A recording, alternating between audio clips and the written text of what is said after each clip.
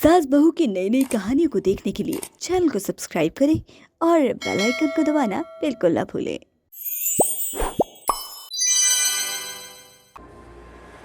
कहते हैं कुछ जोड़ियां ऐसी भी होती है जो मर के भी साथ रह जाती है। ऐसी ही जोड़ी सास बहू की होती है जो मरने के बाद भी साथ रह जाती है। हालांकि ये जोड़ियां रब ने तो नहीं बल्कि कर्म के रब ने बनाई है। आज की कहानी भी कुछ इसी तरह है। चलिए जानते हैं आगे क्या होता है। मैंने कहा था कि उस दुकानदार से सामान ना लो, लेकिन नहीं, करनी तो तुम्हें अपने मन की है। फिर बोलती हो कि मैं चुगली करती हूँ। चुगली तो तुम्हारी करनी बनती है। मेरी तो मत मारी गई थी जो मैं अपने हीरे जैसे बच्चे के लिए तुम जैसी नालायक चुगली। हाँ, तुम मेरे भी पता नहीं कौन से भाग फूटे थे जो मैं आपके घर में ब्याही गई। मेरे पास तो रिश्तों की लाइनें लगी थी मम्मी जी। अच्छा, बड़ी आई मेरे रिश्तों की लाइनें लगी थी तो फिर कर लेती, करी क्यों नहीं थी? अरे ये बोलो, तुम्हें ले कौन जा रहा था? हम तो बेटे के हाथों मजबूर थे, वरना हम तो रत्ती भर भी तुझे पसंद नहीं करते। मैं भी मिलिंद की वजह से चुप हूँ, नहीं तो और बहू की तरह आपके बेटे को लेकर अलग निकल लेती। फिर तो आप मुंह ही देखते रह जाती। बहू और सास के बीच में लड़ाई देखकर आगे बैठा कैब ड्राइवर घबरा जाता है। बात इतनी बढ़ जाती है कि दोनों सास बहू जोर जोर से गुस्से में एक दूसरे पर चिल्ला रही होती है। लड़ाई को रोकने के चक्कर में कैब ड्राइवर आगे गाड़ी डिवाइडर पर दे मारता है। सास बहू दोनों की एक्सीडेंट से मौत हो जाती है। वहीं दूसरी तरफ कैब ड्राइवर बच जाता है। तभी अचानक से यमराज बहू के अस्पताल के रूम में आते हैं। बेटी चलो, तुम्हें हम यानी के यम लेने आए हैं।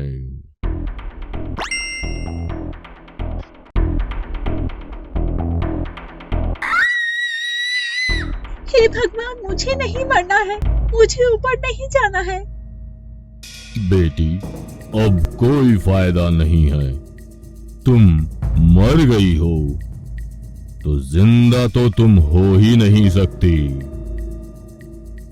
आप देखिए मुझे जरा, मेरी कहाँ है अभी उम्र ऊपर जाने की? ऊपर जाने की उम्र अगर है तो मेरी सास की है। एक काम करिए, आप उनके पास जाएं और उनको अपने साथ ले जाएं। बेटी फिक्र मत करो, तुम्हारी सास भी मर गई है। अब ऊपर जाकर तुम्हें अकेलापन महसूस नहीं होगा। हे भगवान, इस बुढ़िया ने यहाँ भी मेरा पीछा नहीं छोड़ा। कैसे ढीठ औरत है ये, जहाँ भी जाती हूँ वहीं चली आती है। चलना तो तुम्हें पड़ेगा और कोई रास्ता नहीं है तुम्हारे पास अब। यमराज जी, 100-200 ज्यादा ले लो और मुझे लैंड करवा दो। मुझे घर जाना है, वहाँ मेरी सुनीला मेरा इंतजार कर रही है। आप मेरी सास को ले जाओ ना, वैसे भी उनका धरती पर कोई काम नहीं रह गया है। ऐसा नहीं होता है, जन्म और मृत्यु विधि का विधान है और ये बदल नहीं सकता, समझी? और एक मिनट, तुमने मुझे रिश्वत देने की कोशिश की? बेटी हम यम हैं, कोई आम मामूली भ्रष्ट मनुष्य नहीं जो पैसों के लालच में आ जाए। और रही बात सास की, उनको तो हम ले ही जा रहे हैं, पर साथ में तुम्हें भी। यार ये तो मान ही नहीं रहे, अब क्या करूं? जहाँ तक मुझे चित्रगुप्त ने बताया था, तुम्हारी तो कोई संतान नहीं है, तो फिर ये सुनीला कौन है? यमराज जी, वो सुनीला एक बड़ी प्यारी और मासूम सी लड़की है, बिल्कुल मेरी तरह, जो ससुराल सुनीला सीरियल में आती है। कल के एपिसोड में उसकी सास उसको नागिन से डसवाने वाली होती है।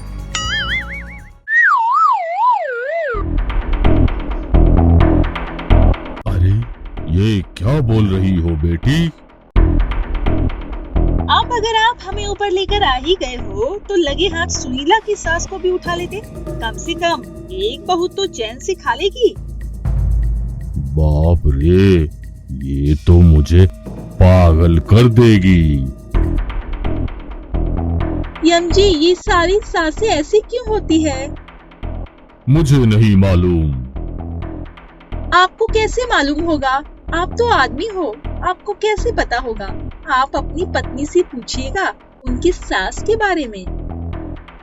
बस बहुत हुआ, कब से नाटक देख रहा हूँ तुम्हारा, कब से सास पुराण लगा रखा है।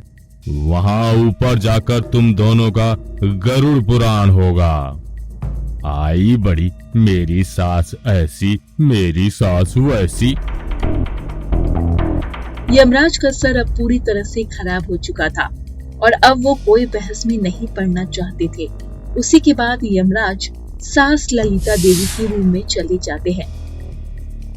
नहीं पा रही, क्या मैं मर गई हूँ? सास जो कि अपनी बहू की तरह आत्मा बन चुकी है, अपने ही शरीर को देखकर जोर से रो रही होती है। तभी अचानक से ललिता देवी, तुम्हारे जाने का समय आ गया है। यमराज जी, मैं नहीं जाना चाहती, आप इसे अपने साथ ले जाएं। हाँ हाँ, आप तो चाहती ही हो कि मैं ऊपर चली जाऊं। देखा आपने यमराज जी, मेरी सास और सुनीला की सास में कोई फर्क नहीं है। सारी सासें एक जैसी होती है, हमेशा बहुओं पर जुल्म करना चाहती है, मारना चाहती है। हो गया तेरा या रह गया है? देख लिया आपने यमराज जी, कितनी ड्रामेबाज है। आपको नहीं पता, ये मेरी एक सेवा नहीं करती। बस दिन भर इससे खाना ऑर्डर करवा लो और मोबाइल पर वो क्या कहते हैं, रील की बात कर रही हैं आप? हाँ हाँ जी, आपको कैसे पता? हाँ यमराज जी, आपको कैसे पता? अब साला क्या बताएं माँ जी। क्या बोले यमराज जी?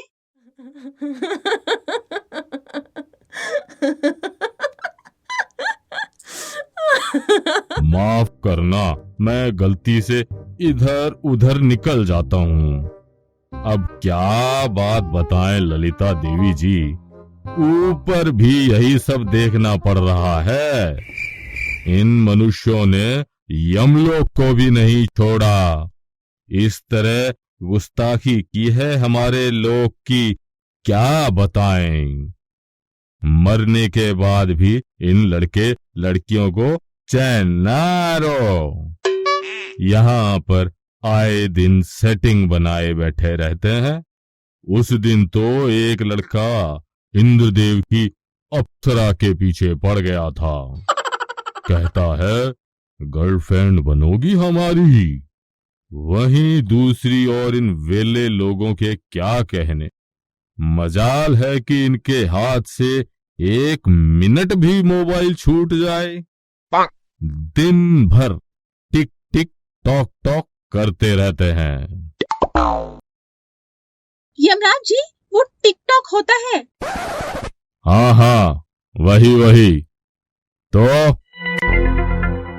मगर यमराज जी, क्या वहाँ टिकटॉक बंद नहीं हुआ क्या? इंडिया में तो बैन हो गया है। नहीं, आप जैसे लोग किसी के कहने पर रुके हैं आज तक, जो अब रुक जाएंगे? ठीक है, तो आप मुझे छोड़ जाएं। वैसे भी ऊपर जाऊंगी तो खामखा आपके लोक में बोझ बनूंगी। ले जाना है तो इन्हें ले जाएं। अच्छा जी, ऐसे कैसे?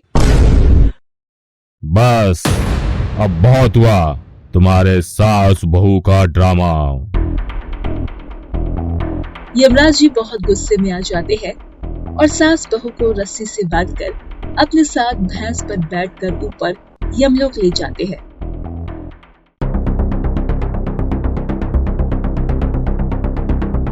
जी महाराज, शुरू करें अदालत इन सास बहू की। अरे चित्रगुप्त जी, हमने तो कोई गुनाह नहीं किया, तो फिर ये किस बात की अदालत? हाँ जी। चुप कर जा, कहीं भी जाती है हमेशा मेरी नाक कटवा देती है। सच के साथी, झूठ के लिए लाठी, मृत जनों के पीर, आ गए हैं मृत्यु और न्याय के देवता यमराज जी। चित्रगुप्त जी, सभा आरंभ करें। जी महाराज, तो ललिता देवी से शुरू करते हैं। आप पर यह इल्जाम है कि आप अपनी बहू के कपड़े चोरी करते हैं। अरे ये आप झूठ क्यों कह रहे हो? मैंने तो नहीं किया। अच्छा, तभी तो कहूँ मैं कि हमारी नंदन महारानी के कपड़े हमारे जैसे क्यों लगते थे। मुझे क्या पता था कहीं और कि हमारे कपड़े चुरा कर दान में दिए जा रहे हैं। ज्यादा मत बोल, वरना। हाँ, वरना क्या कर लेंगी आप? बस करो दोनों, तो आगे बढ़ते हैं। महाराज रम, आप बताएं क्या करा जाए ललिता देवी के साथ? गर्म तेल में इनके पकोड़े तल दो। हा हा हा हा। क्या बोली तू? कुछ नहीं सासू माँ। तो तुम्हारी सजा ये है कि तुम्हें आज से अपनी बहू के कपड़ों को धोना होगा, और यह जब तक करना है जब तक तुम्हारी बहू तुम्हें माफ नहीं कर देती है। अब बारी है कनिका जी की। तो महाराज, कनिका जी पर यह आरोप है ये अपनी सास के खाने में नींद की गोलियां मिलाती हैं। महाराज, ये झूठ है। ए लड़की, यह यमलोक है, यानी धर्मलोक। यहाँ सच्चाई के अलावा किसी का बस नहीं चलता है। ए भगवान, मैं तभी तो कहूँ कि मुझे इतनी जल्दी और गहरी नींद क्यों आती है।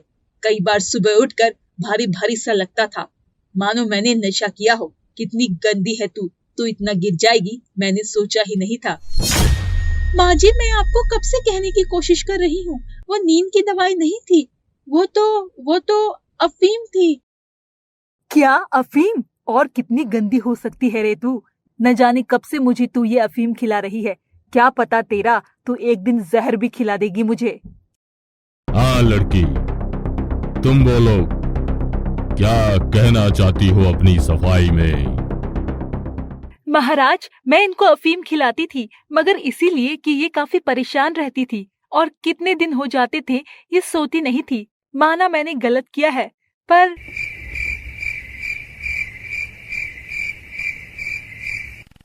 तो यमराज जी, आप क्या फैसला सुनाना चाहते हैं? देखिए, इस लड़की ने अपनी सास के साथ गलत किया है, तो सजा जरूर मिलेगी। रुक जाइए महाराज, मुझे अपनी बहू से कोई गिला नहीं है। मैंने इसे माफ कर दिया। इसकी नीयत बुरी नहीं थी। मैं इतनी परेशान रहती थी ना कि मेरे बेटे और ना ही मेरी बेटी ने मेरी यह हालत पर ध्यान दिया। मुझे नहीं पता था बहू मेरे बारे में इतना सोचती है। तो अब आप इसे सजा ना दीजिए।